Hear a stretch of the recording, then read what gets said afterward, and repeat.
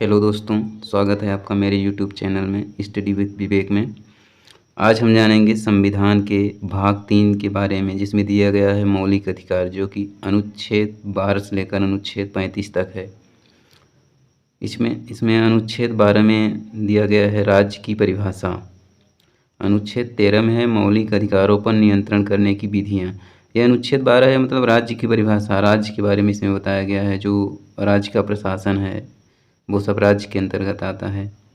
और अनुच्छेद 13 में है मौलिक अधिकारों पर नियंत्रण करने की विधियाँ, मतलब मौलिक अधिकारों पर संसद किस प्रकार नियंत्रण कर सकता है। देखते हैं समता का अधिकार। संविधान में जो हमें समानता या फिर समता का अधिकार दिया गया है, जो कि है अनुच्छेद 14 से लेकर अनुच्छेद 18 तक। तो इसमें क्या है, देखिए अनुच्छेद 14 में क्या कहता है कि कानून के समक्ष समानता, मतलब कानून के समक्ष सभी व्यक्ति समान हैं, चाहे वो उनका जाति के आधार पर या फिर गरीबी अमीरी के आधार पर, सभी व्यक्ति समान हैं। चाहे वो राष्ट्रपति हो, चाहे प्रधानमंत्री हो, चाहे एक आम नागरिक हो, सभी व्यक्ति समान हैं। अनुच्छेद 15 में दिया गया है धर्म, जाति, लिंग, जन्म स्थान आदि के आधार पर भेदभाव नहीं होगा। मतलब कोई किसी व्यक्ति का धर्म अलग है, मतलब जैसे हिंदू मुस्लिम हैं और ये सब उत्तर भारत दक्षिण भारत के लोग हैं, तो इनमें कोई मतलब इनके आधार पर भेदभाव नहीं होना चाहिए, ये अनुच्छेद 15 कहता है। अनुच्छेद 16 में है लोक नियोजन के अवसरों में सभी को समानता, मतलब लोक नियोजन के जो अवसर हैं उसमें सभी को समान रूप से जो आएगा वो दिया जाएगा। अनुच्छेद 17 में इसी प्रकार है अस्पृश्यता का अंत, मतलब छुआछूत का अंत इसमें दिया गया है। अनुच्छेद 18 में है उपाधियों का अंत, ये उपाधियों से संबंधित अनुच्छेद है 18। समानता के अधिकार के बाद आता है स्वतंत्रता का अधिकार, जो कि अनुच्छेद 19 से लेकर 22 तक है। इसमें ये बहुत महत्वपूर्ण है संविधान में, इसमें परीक्षा में बहुत बार पूछा गया है इससे, तो इसको पढ़ना बहुत ज़रूरी है।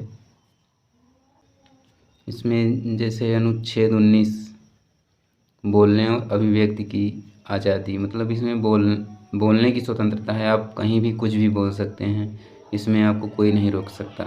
किसी भी सभा में, किसी भी संगठन में, कहीं भी देश में अंदर कहीं भी आप बोल सकते हैं।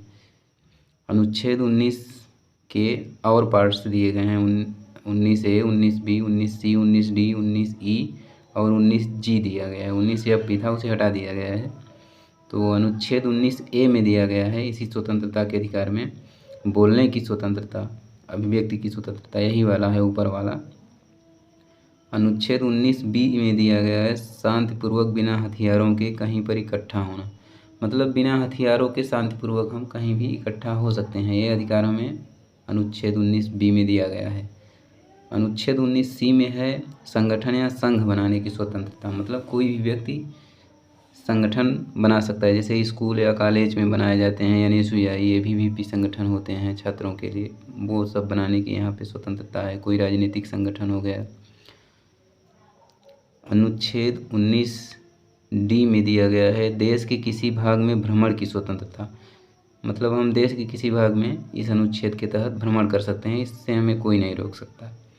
अनुच्छेद ई में है देश के किसी भी क्षेत्र में रहने की स्वतंत्रता, इसके अनुसार हम देश के किसी भी क्षेत्र में निवास कर सकते हैं जब हम भारत के नागरिक हैं तो। अनुच्छेद 19G में दिया गया है देश के किसी भी हिस्से में व्यापार करने की स्वतंत्रता, इसके अनुसार देश में कहीं भी व्यापार किया जा सकता है, ज़रूरी नहीं है कि आप मध्य प्रदेश के हैं तो केवल मध्य प्रदेश में ही व्यापार कर सकते हैं, आप दक्षिण भारत में तमिलनाडु, कर्नाटक, तेलंगाना कहीं भी व्यापार कर सकते हैं। अनुच्छेद 20 में दिया गया है अपराधों के दोष सिद्धि के संबंध में संरक्षण, मतलब अगर अपराध मतलब कोई व्यक्ति किया भी है तो जब तक उसका दोष सिद्ध नहीं हो जाएगा तो उसको सज़ा नहीं दी जा सकती। इस विषय में इसमें दिया गया है कि अगर आप दोषी नहीं ठहराए गए कानून के समक्ष तो आपको सज़ा नहीं दी जा सकती, ये आपका अधिकार है। अनुच्छेद 21 में है प्राण और दैहिक स्वतंत्रता का अधिकार या जीने का अधिकार, मतलब हर व्यक्ति को जीने का अधिकार है, वो अपने अनुसार रह सकता है, ये है। अनुच्छेद 21 में ही 21A को जोड़ा गया है, उसमें है शिक्षा का अधिकार। यहाँ छियासवां संविधान संशोधन में इसको जोड़ा गया। ये शिक्षा का अधिकार 2009 में जोड़ा गया था। 2010 में इसे लागू किया गया। संविधान के अनुच्छेद 21A में इसे लाया गया। इसी तरह अनुच्छेद 22 है, कुछ दशा में गिरफ्तारी से संरक्षण। मतलब कुछ दशा में आप इसमें गिरफ्तारी से संरक्षण लिया जा सकता है, हमारा अधिकार है, ये अनुच्छेद 22 कहता है इसके अनुसार। आइए अगला देखते हैं, जो कि है शोषण के विरुद्ध अधिकार। शोषण स्वतंत्रता के अधिकार के बाद आता है शोषण के विरुद्ध अधिकार, जो कि है अनुच्छेद 23 से 24। दो अनुच्छेद इसमें हैं। अनुच्छेद 23 में दिया गया है मानव के साथ दुर्व्यवहार और बलात्श्रम पर प्रतिरोध। मतलब अगर आप से दुर्व्यवहार किया जाता है, ये शोषण के विरुद्ध अधिकार है। मतलब आपका शोषण नहीं किया जा सकता, ये कहता है। अनुच्छेद 24 में है कारखानों आदि भारी काम में 14 वर्ष से कम आयु के बच्चों का प्रतिबंध। इसमें 14 साल से कम बच्चों को काम पर नहीं रखा जा सकता, ये अनुच्छेद 24 में बताया गया है। ये कानूनन अपराध है। अब आगे देखते हैं धार्मिक स्वतंत्रता का अधिकार। शोषण के विरुद्ध अधिकार के बाद है धार्मिक स्वतंत्रता का अधिकार। अनुच्छेद 25 से लेकर अनुच्छेद 28 तक इसमें है, जो कि इस प्रकार है। अनुच्छेद 25 में है अंतःकरण और किसी भी धर्म को मानने और प्रचार करने की स्वतंत्रता। मतलब आप अपना धर्म भी बदल सकते हैं, आप किसी भी धर्म को मान सकते हैं। ये ज़रूरी नहीं है कि आप हिंदू हैं तो हिंदू ही रहें, या फिर मुस्लिम हैं तो मुस्लिम ही रहें। अपना धर्म आप बदल सकते हैं अपने अनुसार, इसमें ये बताया गया है। अनुच्छेद 26 में दिया गया है धार्मिक कार्यों के प्रबंध की स्वतंत्रता। मतलब धार्मिक कार्य जो हैं तो वो आप कुछ भी कर सकते हैं, उसमें स्वतंत्र हैं आप करने के लिए। जैसे पूजा हो गया, करते हैं इस प्रकार से। अनुच्छेद 27 में किसी विशिष्ट धर्म की अभिवृद्धि के लिए कर संबंधी स्वतंत्रता। मतलब किसी विशिष्ट धर्म के लिए कर नहीं लगेगा आपको, धर्म के संबंध में कर नहीं लिया जा सकता, ये बताता है अनुच्छेद 27।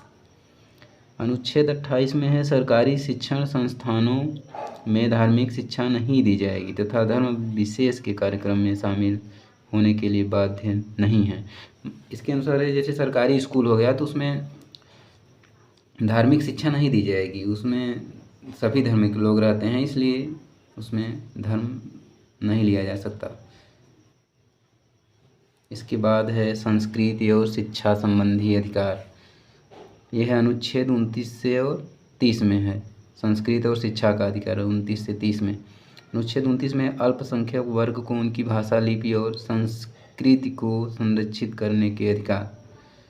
मतलब अल्पसंख्यक वर्ग जैसे जिनकी जनसंख्या भारत में कम है, उनके लिए है भाषा, लिपि और संस्कृत को संरक्षित करने के अधिकार। अनुच्छेद 30 में है अल्पसंख्यक वर्ग को शैक्षणिक संस्थान संचालित करने का अधिकार। इसका मतलब ये है कि जो जिनकी जनसंख्या कम है भारत में, जैसे ये इस्लाम मुस्लिम लोग हो गए, इनकी जनसंख्या कम है तो ये अपना अलग से मदरसा वगैरह खोल देते हैं, वो अनुच्छेद 30 में दिया गया है। इसके अनुसार ही वो अपना ये सब कार्य करते हैं। अगला अधिकार देखते हैं संवैधानिक उपचारों का अधिकार। ये भी हमारे स्वतंत्रता, ये मूल अधिकारों का एक है, संवैधानिक उपचारों का अधिकार। अनुच्छेद 32 से लेकर अनुच्छेद 35 तक ये है। अनुच्छेद 32 में दिया गया है रिट संबंधित प्रावधान। ये रिट संबंधित प्रावधान है जो कि इस उपचारों के अंतर्गत ही आता है, अनुच्छेद 32 में है। ये बहुत इम्पोर्टेंट है, इसे याद कर लेना चाहिए। अनुच्छेद 33 में है मौलिक अधिकारों को लागू करने में संसद की शक्ति। यह अनुच्छेद 33 में दिया गया है, संसद के द्वारा ही मौलिक अधिकार लागू किए जा सकते हैं या फिर बदले जा सकते हैं, ये इसमें है। अनुच्छेद 34 में है सैन्य क्षेत्र या कानून के समय मौलिक अधिकारों का प्रतिबंध संबंधित प्रावधान। मतलब सैन्य क्षेत्र या कानून के समय, मतलब जैसे भारत में कोई विपदा आ गई, उस समय मौलिक अधिकारों को आपको नहीं देखा जाएगा, आप मौलिक कर्तव्य पर विशेष ध्यान दिया जाता है।